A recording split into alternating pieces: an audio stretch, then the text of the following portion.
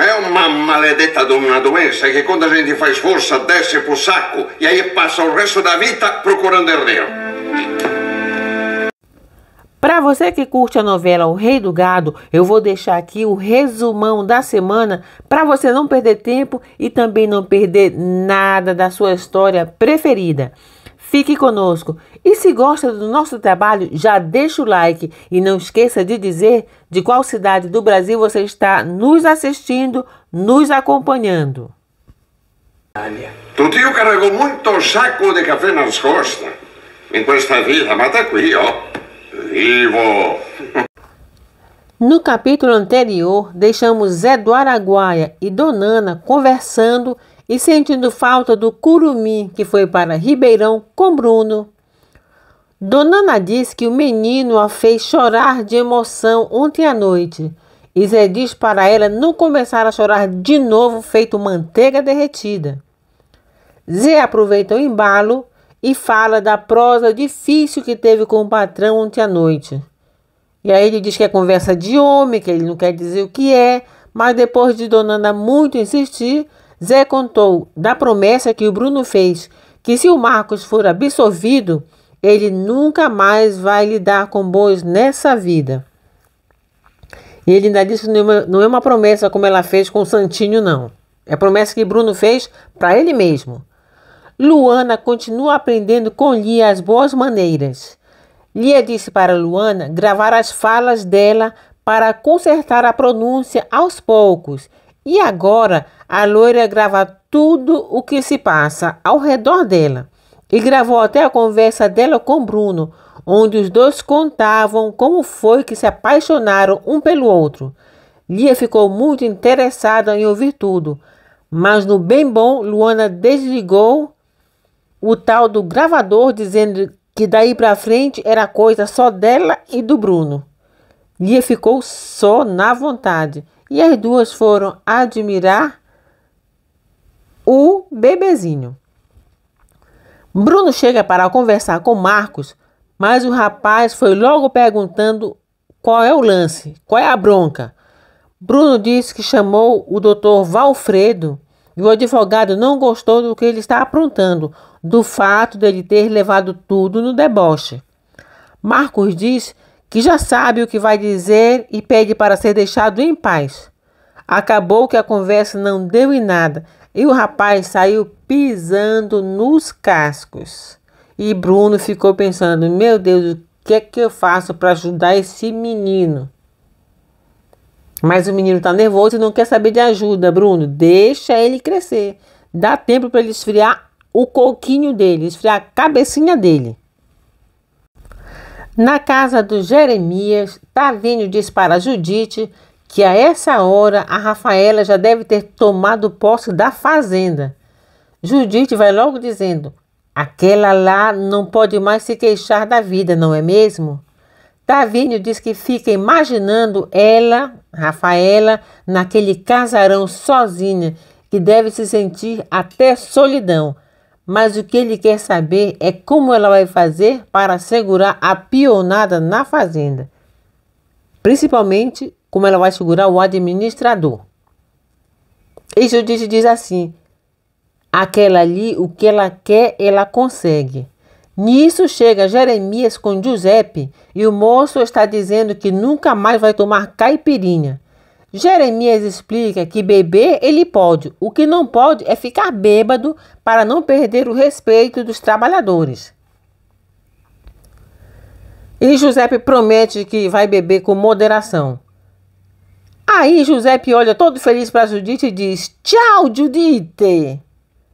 Como ele tinha acabado de chegar, Judite perguntou por que tchau. E Tavinho explicou para o rapaz que no Brasil a gente diz tchau quando está se despedindo. Giuseppe ficou admirado porque na Itália se diz tchau quando chega e quando se despede. Tchau para todo lado. Judite e Jeremias dizem a Giuseppe beber com moderação e o rapaz promete que não vai mais ficar bêbado. Aí Tavinho aproveitou o ensejo para dizer a Jeremias que está pensando em levar o Giuseppe para sentir o peso do saco de café nos ombros e o tio foi se gabar dizendo que já carregou muito saco nos ombros e está firme e forte até hoje. Judite, toda trabalhada na língua grande, disse que ele não devia ter carregado peso quando estava com cachumba. E agora? Giuseppe foi logo perguntando: que cachumba é essa? O que é cachumba? E a resposta foi essa, olhem só. É uma maledetta de uma doença que quando a gente faz força desce pro saco e aí passa o resto da vida procurando herdeiro. O delegado de Ribeirão Preto diz a Bruno que a imprensa está sabendo do julgamento. Ele diz ainda que tem um repórter querendo saber detalhes do crime que o filho do rei do gado tinha cometido. Bruno diz que já esperava por isso. E quando o delegado afirmou que daqui a pouco a imprensa vai estar na porta dele, Bruno diz que bota todo mundo para correr. Júlia diz a Dimas que ele vai ter que levar o índiozinho todos os dias para a escola, levar e buscar. O Curumim foi logo dizendo que aprende o caminho. Mas Dimas azedou o pé do frango do moleque dizendo que Ribeirão é diferente do mato de onde ele veio. E ele teimando, o herê aprende o caminho. O moleque é determinado, ele diz que ele quer aprender a ler e escrever e por isso ele quer ir para a escola. Os sem terra chegaram para Regino, dizendo que iam partir para a briga e pedindo ajuda dele. Mas Regino diz que já tem muita gente deles enterrada por esse mundão afora e que ele não vai apoiar uma coisa dessas. Os parças insistem e Regino diz que só vai lutar com eles se eles deixarem as armas. E assim eles começaram a fazer. Começaram a colocar as armas no chão. E aqui termina o capítulo de hoje. Eu não falei pra vocês que nós ia entrar lá em paz, gente? Será que os homens vão abrir a porteira, Regina? Mas será que os homens vão abrir a porteira? Mas claro que vai, Lupes! Dando continuidade ao que deixamos no capítulo anterior, Regino, vendo o gesto dos companheiros que abandonavam as armas, estende a mão e diz que eles vão lutar juntos, mas de mãos limpas. Jacira não gostou nada dessa decisão do Regino, mas os companheiros de luta gostaram demais, e o sorriso voltou ao rosto de todos eles. Jacira fica pensativa, mas ela sabe que o marido dela tem essa luta pela terra no coração e não vai abandonar assim tão fácil. Bruno conversa com Aparício sobre os trabalhos na fazenda. É um lance de selecionar vacas para inseminação artificial. O sogrinho diz que deu carta branca para o rapaz, mas vai querer ver resultados. Bruno está se dando muito bem com Aparício nesse lance de cuidar da fazenda. Jacira, toda trabalhada na revolta, pergunta se Regino está querendo virar herói e ele pede para ela parar de atormentá-lo. Bia diz a Jacira que entende a preocupação dele, mas diz também que o Regino está certo. Porque se ele abandonar aquela gente agora, alguém pode fazer besteira. Jacira não quer saber de nada. Ela só quer que Regino cumpra a promessa de parar para cuidar do pedaço de chão que eles conseguiram. E tá difícil, Jacira. Regino quer conseguir terra para todos os companheiros. Os jagunços chegam armados para começar a marcha, mas Regino consegue desarmá-los. Ele diz que armado ninguém vai com ele. Regino diz que chegar na tal da fazenda com armas na mão pode parecer provocação. Regino se despede de Jacira e, claro, ela fica com o coração na mão. Luana e Lia chegam do dia de compras. E Lia vai logo dizendo ao pai que levou Luana para dar um trato nela. Bruno diz a Luana que ela está linda. Mas quando a loira sobe para ver o Filipinho, Bruno diz a Lia que ele gosta da Luana simples como ela é. Essa Lia é muito metida e intrometida, viu? Deu para ver que Bruno não gosta da filha tentar mudar Luana. E ele diz isso para ela, que ele gosta da Luana na simplicidade que ela tem.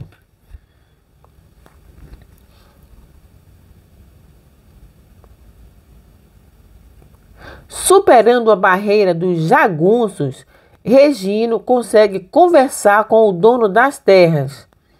E o tal do fazendeiro diz que quer receber uma indenização do governo e por isso vai deixá-los sem terra entrarem. E lá vai Regino buscar o povo todo feliz. Giuseppe reclama do Tavinho para Jeremias e diz que o rapaz deixou ele carregando o saco de café a manhã inteira. E ainda disse que não ia ser besta para ele, como o pai dele tinha sido besta a vida inteira com Jeremias. Eita que o Tavinho está com uma baita dor de cotovelo. Jeremias diz a Giuseppe ter paciência, porque no início ele vai precisar do Tavinho. Giuseppe responde que se for para trabalhar para ele, Otávio vai ter que aprender a respeitá-lo. E ele está certo. Jeremias diz que na hora do almoço, os dois vão ter que fazer as pazes. E Judite fala que o moço não vai voltar para o almoço, porque ele fez as malas, foi embora e deixou uma carta explicando tudo. Jeremias já fica assim meio balanceado com essa história de carta que Tavinho foi embora. Judite faz que vai entregar a carta para Jeremias. E aqui vai terminar o capítulo de hoje. Olha a carta na mão. A Luana nem parece mais aquela boia fria que veio pra cá um tempo atrás. E a Júlia? Viu como é que ela aprende depressa?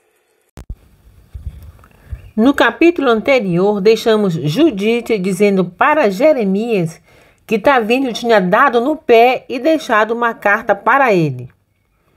Dando continuidade ao acontecido, Jeremias recebe a carta e a lê, debaixo do olhar curioso da Judite e do Giuseppe.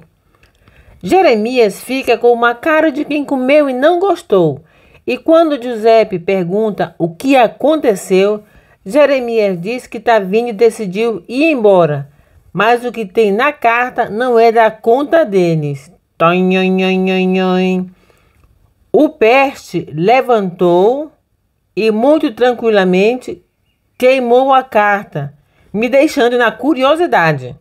Eu acho que vocês também ficaram curiosos para saber o que tem nessa tal de carta. Quando Judite perguntou por que ele estava fazendo aquilo, ele respondeu que Tavinho falou demais naquela carta. Gente, o que será que o menino escreveu ali? Até agora a gente não sabe. Bruno pergunta que fim deu o curumim que não está na hora da refeição.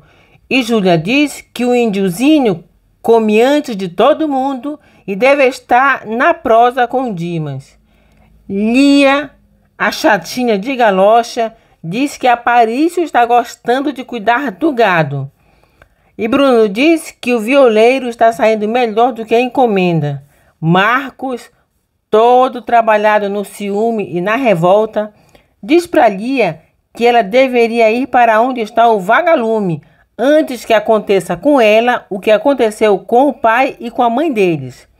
Quando Lia perguntou do que ele estava falando, ele respondeu que para um bom entendedor, meia palavra basta, e saiu pisando nos cascos.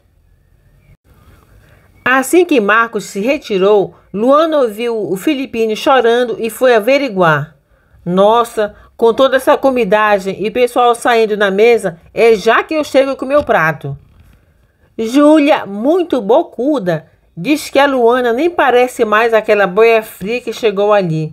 Lia, toda orgulhosa, vai logo dizendo que Luana aprende depressa. Bruno olha para a filha e diz que espera que Luana não mude demais, porque ele não quer que ela vire uma madame como a mãe dela. Bem feito, Lia. Podia ter ido dormir sem essa. Gente, vocês perceberam que a Luana está ficando realmente muito fina, come de talher, como ela fala, se veste, se penteia. Nós estamos percebendo aqui uma transformação que eu não sei se vai durar por muito tempo. Se Luana vai gostar de tudo isso. Passando para São Paulo, vemos a Leia, que diz ao advogado que faz qualquer coisa para livrar Marcos. Depois de muito rodeio, o camarada diz que ela vai precisar contar lá no tribunal como era a vida dela com um gigolô tintim por tintim. É agora que o circo vai pegar fogo. O advogado diz que a imprensa já está sabendo do caso e que para ela vai ser um processo muito doloroso. Bora ver se ela vai ter peito para encarar tudo isso. Passando lá para a fazenda onde os sem terra querem chegar, o dono da fazenda combina com os capangas sobre a entrada dos sem terra. Ele diz que não quer ouvir nenhum tiro quando o povo estiver entrando. E diz também que ainda não vai dispensar o serviço deles. Essa é uma garantia. Enquanto isso, lá fora, Regina organiza o povo para entrar na fazenda e dá as últimas instruções. Entrar em ordem e com calma, e não tocar em nada, sobretudo nas poucas cabeças de gado que tem por lá, que é para fazer valer o trato do governo. O povo exulta de alegria quando Regino diz que eles não vão precisar derrubar cercas, porque as porteiras estarão abertas. E olha só o Regino aclamado pelo povo, é muita alegria, é muita festa. E aqui nós vamos terminar o capítulo de hoje. Já aguardando vocês amanhã para dar continuidade nessa aventura que é a nossa novela O Rei do Gado. Com uma grande certeza. Ma che certeza? De que foi o senhor que matou o Dr. Fausto. No capítulo anterior, deixamos Regino sendo aclamado pelo povo logo depois de ter anunciado que eles não vão precisar derrubar cercas, porque as porteiras estarão abertas. Eita festança! Passando para Brasília, vemos Chiquita que entrega ao senador os discursos de Caxias. Inclusive, o último discurso que ele escreveu, que ele preparou e nem chegou a ler. O senador se propõe a arrumar um emprego para Chiquita numa ótima escola. Ele diz que ela vai ganhar muito bem como professora, mas a moça agradece, dizendo que já escolheu o destino dela, que é lecionar para as crianças sem terra. Enquanto isso, com muita alegria e entusiasmo, os sem terra entram na fazenda. O interessante é que o próprio fazendeiro está ali pessoalmente, juntamente com os capangas desarmados, para abrir a porteira e acolher todos eles. É a entrada na terra prometida. É o triunfo dos sem terra, conseguindo um pedacinho de terra sem briga e sem violência. Luana chega no quarto e toma o maior susto quando vê o Herê brincando com o bebê. Ela pergunta o que o índiozinho está fazendo ali e ele responde que está brincando com o curuminzinho de Luana. Ela diz para ele não bulir no neném. E ela pergunta se ele está se dando bem lá na cidade. E ele diz que sim. Ela pergunta se ele sente saudade da Donana. Ele diz que sente saudade da Donana e do pai também. Mas ele vai ficar na cidade até quando ele aprender a voar. Curumizinho tem determinação. Ele quer aprender, quer estudar e quer crescer. E enquanto isso, ele vai ficar na cidade mesmo sentindo saudades da mãe e do pai. Por telefone, Bruno tenta acalmar Donana, dizendo que o curumim está bem, ele está se acostumando na cidade e que já vai começar a estudar numa escola que fica ali mesmo perto da casa dele. Enquanto Donana está suspirando, sentindo falta do Herê, Zé do Araguaia chega todo eufórico e mostra sua marca para a fresca dele. Dona se admira, dizendo que ele foi ligeiro, e ele diz que não vê a hora de marcar as 3.000 cabeças de boi, antes que o patrão se arrependa. Zé, vai logo marcar tua boiadinha, porque o seguro morreu de velho. E lá vai ele começar o serviço. Dona Ana se diverte com esse maridinho dela. O delegado de Minas vai na casa do Jeremias e devolve a espingarda dele. A famosa espingarda. O delegado diz que acha muito estranho ele ter dado uma fazenda com todos aqueles bois para Rafaela. Ele pergunta também por que o Tavinho foi embora e o Carcamano diz que foi porque ele quis. O delegado não engole as explicações furadas de Jeremias, mas se despede dizendo que foi transferido para Minas, mas que vai embora com uma grande certeza de que foi ele, Jeremias, que matou o Dr. Fausto. Ele diz também que foi a Rafaela que atirou nele e que ele, com certeza, negociou esse segredo com Rafaela, dando a ela a fazenda. Aí eu digo assim, bingo, delegado, ele adivinhou tudo. Mas, sem provas, ele não pode fazer nada e fica o dito pelo não dito. E mais uma vez é a impunidade que vence. Afinal de contas, Jeremias é rico, tem muito dinheiro, pode comprar o silêncio de qualquer um.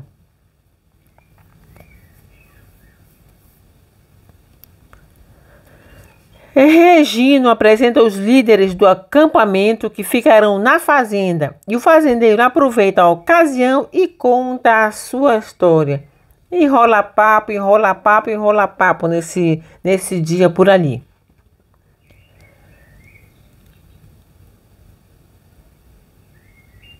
Já a professora chega e encontra Jacira muito aflita. E ela vai logo contando que a invasão foi pacífica e deu certo. Porque as crianças que ouvem tudo já contaram tudo para ela. E aqui termina o capítulo de hoje. Jacira é só emoção e alegria. E aproveita, Jacira, que a alegria de pobre dura pouco.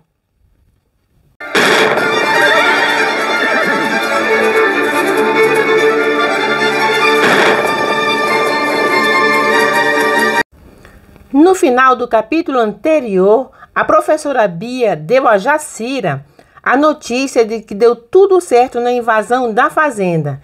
Ela disse que Regino sempre teve bom senso, mas que a força dele vem do amor que ele sente por ela e pelo filho deles. Não muito longe dali, os capangas do fazendeiro tramam contra os sem terra. Eles estão revoltados porque foram contratados para defender a fazenda de invasões e agora o patrão abre as porteiras. Eles estão tramando dar fim no Formiga, que foi debochado com eles, e também com Regino. E esse povo tem uma cara de gente ruim. Regino está na estrada com Lupércio, Formiga e Dominguinho. E eles conversam sobre a conquista pacífica das terras. Formiga, sempre no deboche, diz que os capangas vão ter que enfiar as armas lá naquele lugar.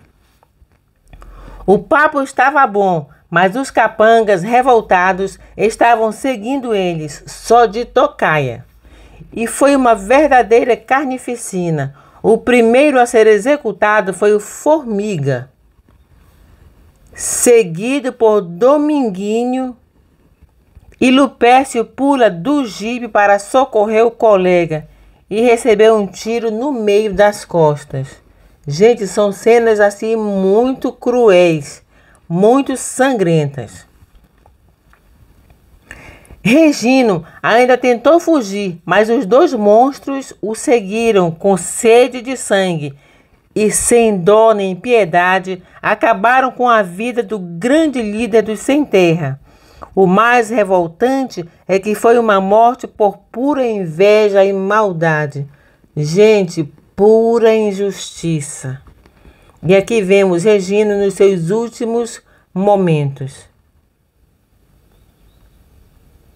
São imagens terríveis, muito fortes mesmo. Bruno e Luana estão conversando sobre a data do batismo do filho deles e de quem poderia ser os padrinhos. Quando de repente eles ficam sabendo da morte de Regina e seus companheiros. Luana fica muito abalada e ela continua dizendo que Regina era um homem de bem, que ele jamais teria criado violência por aí. Jacira fica sabendo do acontecido e nem precisa dizer o quanto ela ficou arrasada. O líder do assentamento diz a Jacira que está fazendo de tudo para manter o povo sob controle e evitar uma revolta, porque Regino era de paz e nunca ia querer isso. Jacira vive sua dor no meio do povo, mas ela diz que ela queria seu marido vivo. Jacira sai muito atordoada e de repente ela vai acariciar a terra pela qual o marido derramou até sua última gota de sangue. Jacira está arrasada. O delegado chega na fazenda e o fazendeiro diz que lamenta demais o que aconteceu. Fica acertado que Regina e os companheiros estavam desarmados e que não houve nenhuma desavença entre os empregados do fazendeiro e os homens do Regino. E os assassinos estão lá com cara de inocentes. O delegado, porém, diz que vai apreender todas as armas para averiguar o que aconteceu na realidade. O corpo do Regino foi acolhido com solenidade na casa dele. Solenidade por parte de cada companheiro e companheira que foi ajudado, acolhido e apoiado por ele na luta por um pedaço de chão. Jacira, com o filho nos braços, vive esse momento de perda e dor com uma dignidade singular. Os dias se passaram e Jeremias chega em casa, depois de uma manhã de trabalho, chega em casa com o sobrinho Giuseppe para almoçar. E Judite vai logo dizendo que Rafaela ligou pedindo dinheiro, porque o dela já acabou faz tempo. Jeremias diz que não quer saber da Falciane e que ela que venda os bois que tem se quiser dinheiro. Jeremias diz ainda que a Rafaela, para ele, está morta e enterrada. Isso mesmo, Jeremias. E aqui termina o capítulo de hoje. Fique ligado na próxima semana para mais emoções.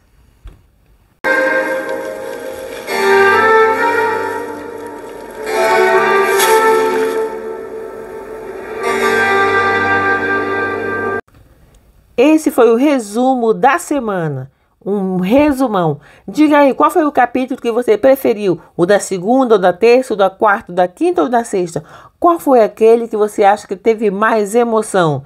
Não esqueça de deixar o seu like e também não esqueça de se inscrever no nosso canal se você ainda não for inscrito. Aqui fica o nosso muito obrigado e eu aguardo vocês em muitas e muitas outras emoções.